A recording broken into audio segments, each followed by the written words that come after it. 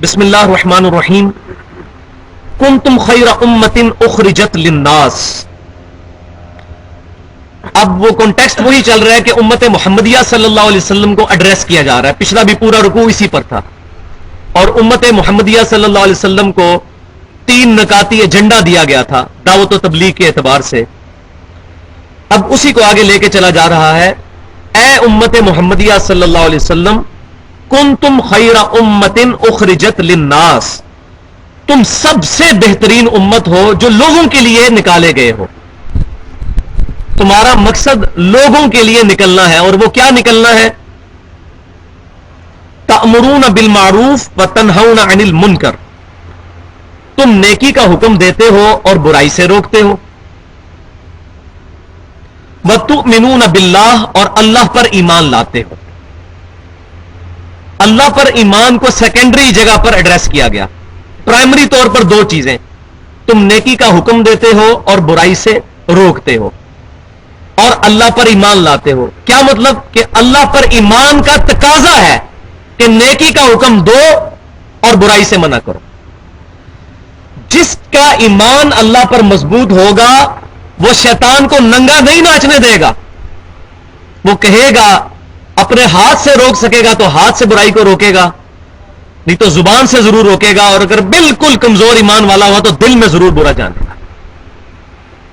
لیکن ذالک اضعف الایمان، نبی صلی اللہ علیہ وسلم فرمایا یہ ایمان کا کمزور ترین درجہ ہے کہ دل میں برا سمجھو. صحیح مسلم میں حدیث ہے. تو اس امت کی خوبی کیا ہے؟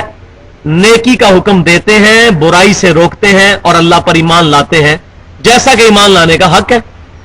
کیونکہ جو اللہ پر ایمان لائے گا اس کی اہمیت اللہ کے لیے ہوگی. والذین آمنوا اشد حبا للہ، ایمان والے شدید ترین اللہ سے محبت رکھتے ہیں. جس کی محبت اپنے رب کے ساتھ ہوگی وہ اپنے رب کی نافرمانیاں دیکھ نہیں سکے گا، کوشش کر کے روکے گا. تو امر بالمعروف و نہی عن المنکر، اس کے اوپر میں نے پچھلی دفعہ بھی تھوڑا سا ایڈریس کیا تھا، لیکن اب میں اس کو ڈیٹیل کے ساتھ تھوڑا ایڈریس کرتا ہوں.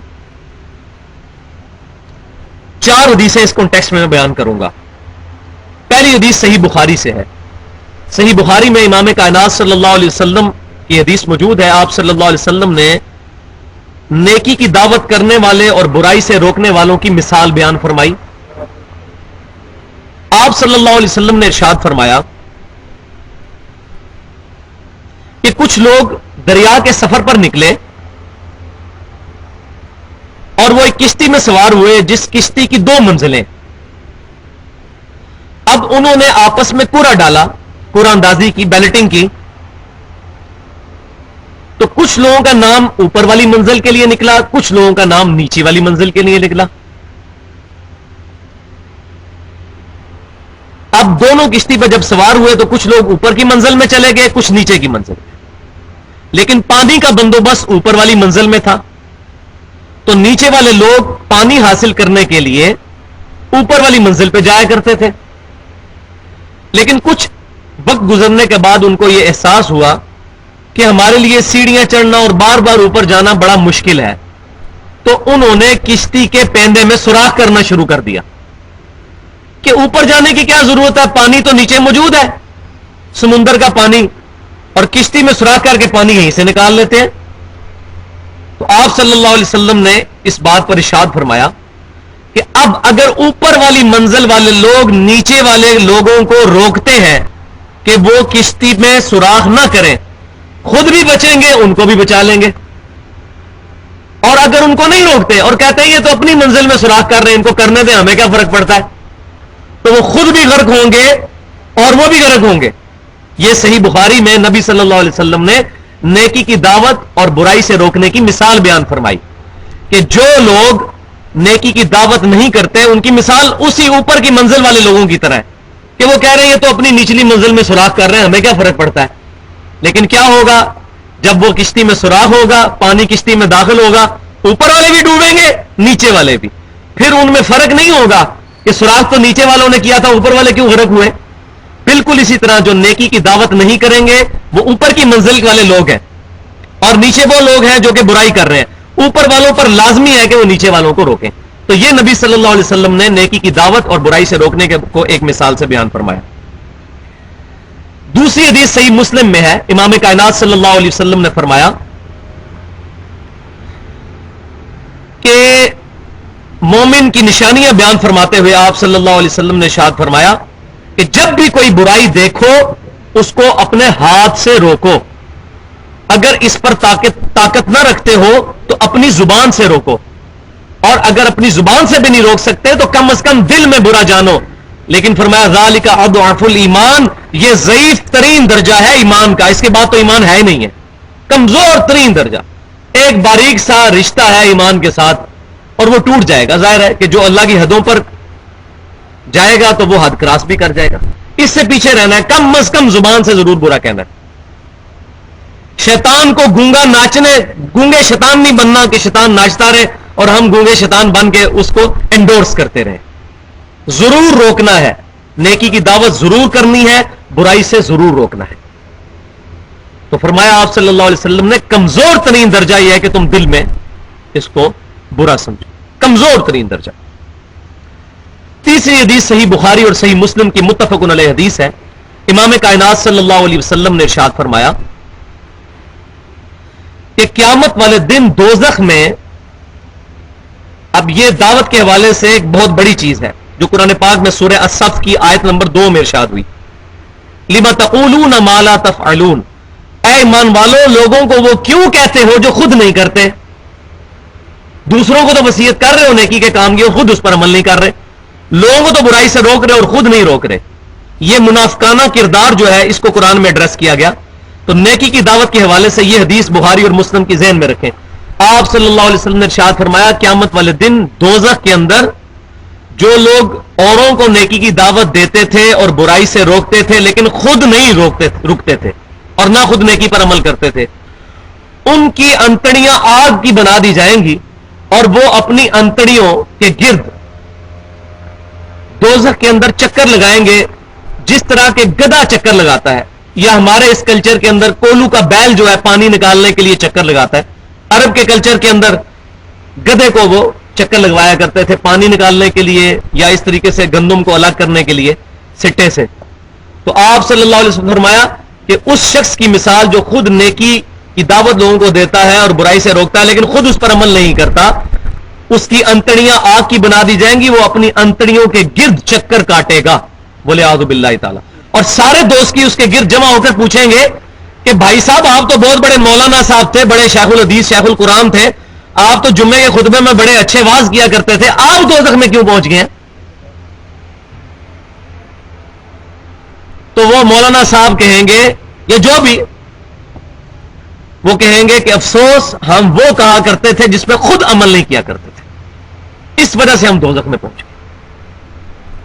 تو میرے استاد فرمایا کرتے تھے ڈاکٹر اسرار صاحب، اللہ تعالیٰ ان کی غلطیاں معاف کرے اور نیکیوں کا ان کو اجر عطا فرمائے، کہ دنیا میں بڑی بڑی جماعتوں کے لیڈر ہیں جن کو لوگ بڑی عزت دیتے ہیں اور قیامت والے دن ان کی مٹی پلید ہو رہی ہوگی، کیونکہ عزت تو دنیا کی نظر میں ہے، دنیا ہاتھ بھی چومتی ہوگی، دنیا پاؤں بھی چومتی ہوگی، دنیا ایک ان کے حکم کے اوپر اپنی دولت بھی لٹا دیتی ہوگی، اپنی عزت بھی لٹا دیتی ہوگی، لیکن آخرت میں اللہ کے حضور زیرو، بولے اعوذ باللہ۔ اور چوتھی حدیث اس کانٹیکسٹ میں جامعہ ترمذی میں حدیث ہے، امام کائنات صلی اللہ علیہ وسلم نے ارشاد فرمایا اللہ کی قسم، اس اللہ کی قسم جس کے قبضہ قدرت میں میری جان ہے، کہ تم ضرور نیکی کی دعوت کرو اور ضرور برائی سے روکو، ورنہ اللہ کا عذاب تمہیں بھی آ گھیرے گا، اور تم لوگ دعا کرو گے اللہ تمہاری دعائیں قبول نہیں کرے گا، پھر اللہ تعالیٰ اس میں فرق نہیں کرے گا کہ کوئی نیک ہے یا بد ہے، جو برائی سے نہیں روکے گا وہ اس کا حصہ ہوگا، بولے اعوذ باللہ۔ تو نیکی کی دعوت فرض ہے، جنت میں جانے کے لیے کم از کم 4 شرطیں ہیں، بینچ مارک 4 شرطیں سورۃ العصر میں بیان ہوئی ہیں، والعصر ان الانسان لفی خسر، زمانہ اس بات پر گواہ ہے کہ انسانیت کیٹیگوریکل خسارے میں ہے۔ زمانہ کیوں گواہ ہے؟ زمانے نے وہ وقت دیکھا ہے کہ نوح علیہ السلام کے ساتھ صرف 78 لوگ ایمان والے بچے، باقی سب کے سب لوگ غرق ہو گئے، انسانیت نقصان میں ہے۔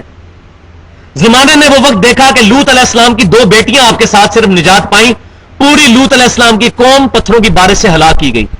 زمانے کی قسم، زمانہ گواہ ہے کہ انسان گھاٹے میں. زمانے نے وہ وقت بھی دیکھا کہ موسیٰ علیہ السلام کے ساتھ چند لوگ نجات پا گئے اور پوری آل فرعون سمندر میں غرق کر دی گئی.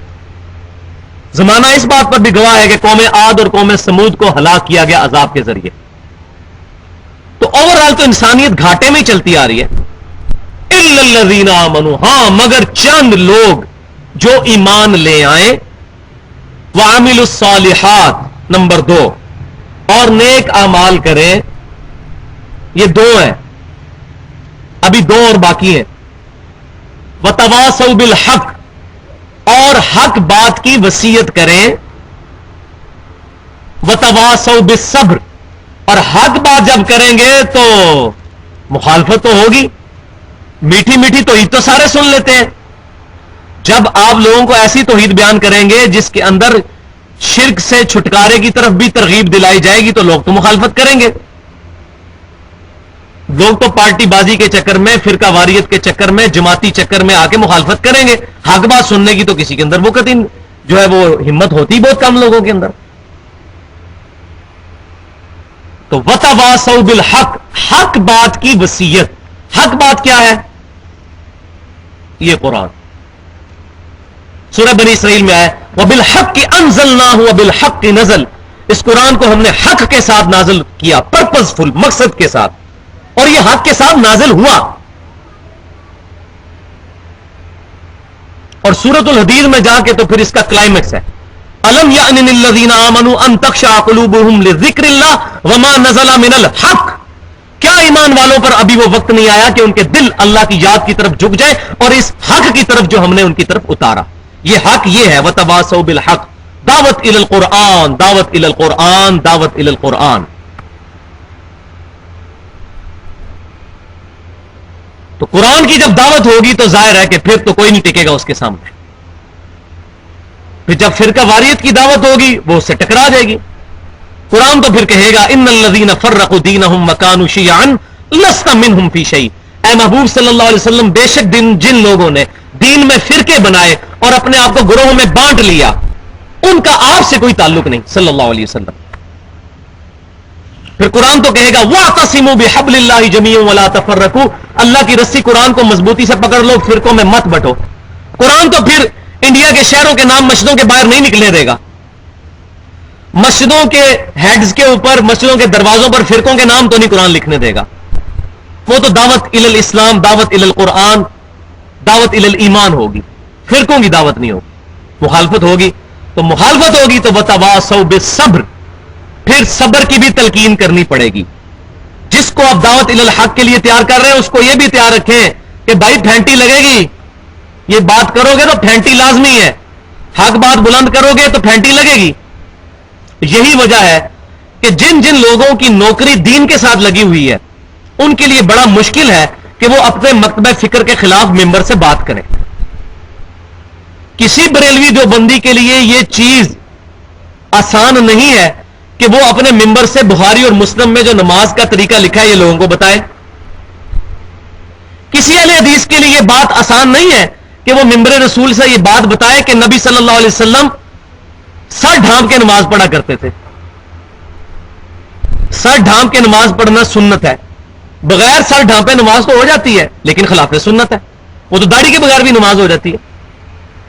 لیکن آپ صلی اللہ علیہ وسلم کا عمومی عمل سر ڈھانپ کے نماز پڑھنا ہے. پتہ اس کو بھی ہے لیکن وہ یہ بات کرے گا لوگ کہیں گے اس کو پتہ نہیں کیا ہو گیا. اسی طریقے سے اگر کوئی شیعہ اور رافضی ممبر رسول پہ یہ بات کرنا شروع کر دے کہ بھائیوں کیا پدی کا شوربہ، ہم 1400 سال بعد صحابہ اکرام علیہم رضوان کے بارے میں جو بکواس کرتے ہیں ہمیں اپنی زبانیں بند کرنی چاہیے. ہم کون ہوتے ہیں صحابہ اکرام کے بارے میں اس طرح کی اوٹ پٹانگ باتیں کرنے والے؟ ہمیں اپنے ماں باپ کی، اپنے گھر والوں کی فکر کرنی چاہیے، اپنے رشتہ داروں کی، کہ ہم صحابہ اکرام پر فتوے لگا رہے ہیں کہ وہ سارے کے سارے بےمان ہو گئے تھے، نعوذ باللہ من ذالک. تو جب یہ ممبر سے بات کرے گا اس کی پھینٹی لگے گی. کون سنے گا؟ ہاں جو کسی مکتبہ فکر کو پریزنٹ نہیں کرتا ہوگا وہ تو قرآن پاک سے اور سنت سے صحیح بات جو ہے، حق بات لوگوں تک پہنچا دے گا. تو یہ بڑا مشکل کام ہے. تو اس آیت کے اوپر پچھلی دفعہ بھی مجھے پروفیسر صاحب نے بھی کہا تھا کہ آپ اس کو ایڈریس کریں ڈیٹیل کے ساتھ، تو میں نے اس کو آج بھی ڈیٹیل کے ساتھ، کنتم خیر امت اخرجت للناس، تم بہترین امت ہو جو لوگوں کے نفع کے لیے نکالی گئی ہو. کیوں کہ اب انبیاء کرام کا سلسلہ مکمل ہو چکا، ختم نبوت اپنے آخری درجے میں ہو چکی، اب کسی نبی نے بھی دعوت و تبلیغ کے لیے دنیا میں نہیں آنا، اب پوری کی پوری امت یہ دائی امت ہے جو انبیاء والا کام کرے گی قیامت تک کے لیے. اور یہ آپشنل نہیں ہے، obligation. یہ obligation, it is an obligation on each Muslim. ہر مسلمان پہ یہ فرض ہے کہ اس نے دعوت کا کام کرنا ہے. تو یہ جن لوگوں کو یہ ہے کہ اپنی داڑھیاں پگڑیاں رکھ لو، شلواریں ٹخنوں سے اوپر کر لو، جنت میں چلے جاؤ گے، 4 شرطیں کم از کم، الا الذین آمنوا وعملوا الصالحات وتواصوا بالحق، حق بات کی تبلیغ، وتواصوا بالصبر، اور صبر کی تبلیغ. اور ظاہر تبلیغ کرنی ہے تو خود بھی صبر کرنا ہے. یہ 4 شرطیں ہیں کم از کم انسانیت کو گھاٹے سے نکالنے کے لیے. تو تم سب سے بہترین امت ہو جو لوگوں کے نفع کے لیے نکالی گئی ہو. تأمرون بالمعروف، تم نیکی کا حکم دیتے ہو، وتنہون عن المنکر، اور برائی سے روکتے ہو، وتؤمنون باللہ، اور اللہ پر ایمان لاتے ہو جس طرح حق ہے، کیونکہ اللہ پر ایمان لانے کا حق یہ ہے کہ نیکی کی دعوت دو، برائی سے روکو. تو صحابہ کرام علیہ رضوان نے یہی کام کیا، پھر الحمدللہ تابعین، تبع تابعین اور محدثین اور بڑے بڑے ائمہ اسی کام کو لے کر چلے. اور اب بھی ہر انسان کو یہ چاہیے جس نے کلمہ پڑھا ہے نبی صلی اللہ علیہ وسلم کا، وہ نیکی کی دعوت کا کام کرے. اس لیے نہیں کہ لوگوں کو ہدایت ملے، ہدایت تو اللہ کے ہاتھ میں ہے، اس لیے کہ اپنی ہدایت ہو جائے، کیونکہ اپنے کو تو 4 شرطیں چاہیے جنت میں پہنچنے کے لیے. میں جو بیٹھ کے آپ کو دعوت کر رہا ہوں، مجھے آپ کے ساتھ کوئی انٹرسٹ نہیں ہے، مجھے تو اپنی آخرت کے ساتھ انٹرسٹ ہے کہ جو مجھے بات پتا ہے میں ایسا طریقے سے آپ تک کنوے کروں تاکہ میری 4 شرطیں وہ پوری ہو جائیں، میری گنتی پوری ہو جائے. تو ہر بندے نے اپنی آخرت کی فکر کے لیے لوگوں کو حق بات بتانی ہے. وَلَوْ آمَنَ أَهْلُ الْكِتَابِ لَكَانَ خَيْرًا لَهُمْ، اور اگر ایمان لے آتے اہل کتاب، جیوز اور کرسچنز، تو ان کے لیے کتنا اچھا ہوتا. نبی صلی اللہ علیہ وسلم کی انہوں نے دعوت کو ٹھکرایا تو ان کے لیے خود خرابی ہوئی. اگر وہ ایمان لے آتے تو ان کے لیے اچھا ہوتا. منہم المؤمنون، ان کے اندر کچھ مومن بھی ہیں، وَأَكْثَرُهُمُ الْفَاسِقُونَ، لیکن اکثریت فاسقوں کی ہے، کہ جو جانتے بوجھتے ہوئے بھی اولڈ ٹیسٹیمنٹ میں اور نیو ٹیسٹیمنٹ میں جو نبی صلی اللہ علیہ وسلم کی پریڈکشنز آئی ہیں تورات اور انجیل کے اندر، ان کے علماء کو پتہ تھی، وہ نبی صلی اللہ علیہ وسلم کو پہچانتے تھے. میں کئی دفعہ بتا چکا ہوں تورات اور انجیل کے حوالے دے کر کہ ان کو یہ بات پتہ تھی کہ نبی صلی اللہ علیہ وسلم نبی آخر الزمان بن کر آئے ہیں، آپ صلی اللہ علیہ وسلم کے سر مبارک پر ختم نبوت کا تاج سجا ہے، لیکن وہ اپنے آباء و اجداد کے دین کو چھوڑنا ان کے لیے مشکل ہو گیا تھا. لن یضروکم الا اذى، اے مسلمانوں تمہارا کچھ نہیں بگاڑ سکتے یہ یہودی اور عیسائی، ہاں مگر تمہیں تکلیف تھوڑی سی ذہنی کوف تو پہنچائیں گے. ظاہر ہے کہ ذہنی ٹینشن تو ہوتی ہے، یہ دعوت کے کام میں ہوتا ہے. بعض کا مجھے بھی بڑی ٹینشن ہو جاتی ہے کیونکہ ہمیں بھی بڑی جگہ جگہ سے دھمکیاں ملتی ہیں اور عجیب و غریب جھوٹے پراپوگنڈے ہمارے پہ بھی کیے جاتے ہیں، تو ذہنی کوف ضرور ہوتی ہے. باقی فزیکلی تو کوئی سامنے آتا نہیں، علمی طور پہ تو کسی کی ضرورت ہی نہیں آگے سامنے بیٹھ سکے، کیونکہ ان کو پتا ہے کہ کتاب و سنت سے یہاں بات ہوگی، کسی فرقے کی بات نہیں ہوگی. پھر ہم تو یہ نہیں سنیں گے کہ جی احمد بریلوی صاحب نے یہ لکھا ہے اور رشید تھانوی صاحب نے یہ لکھا ہے اور امام ابن تیمیہ رحمۃ اللہ علیہ نے یہ لکھا ہے. ہم تو کہیں گے بھائی کتاب و سنت اجماع سے بات کرو، کسی مولوی کا حوالہ ہمیں نہیں دینا. تو پھر تو 2 منٹ میں نہیں کوئی ٹکے گا، تو کوفت ہوتی ہے. تو میں نے پہلے بھی یہ بات عرض کی تھی، جو بندہ دعوت کے کام میں جڑا نہیں ہوا نا، اس کو قرآن نہیں سمجھ آ سکتا. جو دعوت کا کام کرے گا یہ آیتیں اس کو سمجھ آئیں گی کہ تمہارا کچھ نہیں بگاڑ سکیں گے، لیکن ذہنی کوفت تمہیں ضرور ہوگی. تمہیں خبریں ملیں گی اب یہ ہو رہا ہے. یہ تو تعویل عام کے اعتبار، تعویل خاص کے اعتبار سے نبی صلی اللہ علیہ وسلم کو جو ذہنی اذیت وہ دیتے تھے، آپ صلی اللہ علیہ وسلم کو خبریں ملتی تھی کہ اب یہ لوگ جمع ہو رہے ہیں نبی صلی اللہ علیہ وسلم کے خلاف جنگ کرنے کے لیے، تو آپ صلی اللہ علیہ وسلم کو بھی صحابہ کرام کو قتال کے لیے ابھارنا پڑتا تھا اور یہ سارے معاملات لے کے چلنے پڑتے سارے. تو آپ صلی اللہ علیہ وسلم کو بھی قرآن پاک میں حکم ہوا کہ مومنین کو قتال کے لیے ابھاریے، کیونکہ اسلام کی سب سے اونچی چوٹی جو ہے وہ قتال ہے. سب سے اونچی سمم بونم اسلام کا قتال ہے کہ کوئی شخص اپنی جان لے کر اللہ کے حضور حاضر ہو جائے کہ اے اللہ میں اپنی جان اب میدان جنگ میں تیرے لیے لے کے آ گیا، سب سے بڑی چیز جو میں پیش کر سکتا تھا تیرے لیے وہ میری جان ہے. اور نبی صلی اللہ علیہ وسلم کا فرمان ہے کہ جو شخص شہادت کی تمنا کے بغیر مرا وہ منافقت کی موت مرا. تو ہر مومن کے لیے ضروری ہے کہ وہ اللہ کے حضور اپنی جان دینے کے لیے ہر وقت تیار رہے. لیکن بھائی جان وہی دے گا جو فجر کی نماز تکبیر اولیٰ سے پڑھے گا. جو فجر کے وقت تکبیر اولیٰ سے مسجد میں آ کے نماز نہیں پڑھ سکتا, وہ کیا قتال کرے گا اور کیا جہاد کرے گا؟ وہ تو اپنے نفس پر ہی حاوی نہیں ہو سکا. اور سب سے بڑا جہاد یہی ہے. دعوت الی القرآن, سورہ الفرقان آیت نمبر 52, فلا تطع الکافرین وجاہدہم بہ جہادا کبیرا. اے محبوب صلی اللہ علیہ وسلم, کافروں کی پرواہ مت کرے اور اس کتاب کے ذریعے ان سے بڑا جہاد کرے. دعوت الی القرآن. جب قرآن کے بانڈ میں جکڑے جائیں گے, آخرت کی محبت پیدا ہوگی, دنیا سے بے رغبتی ہوگی, پھر اپنی جان بھی دینے کے لیے تیار ہو جائیں گے.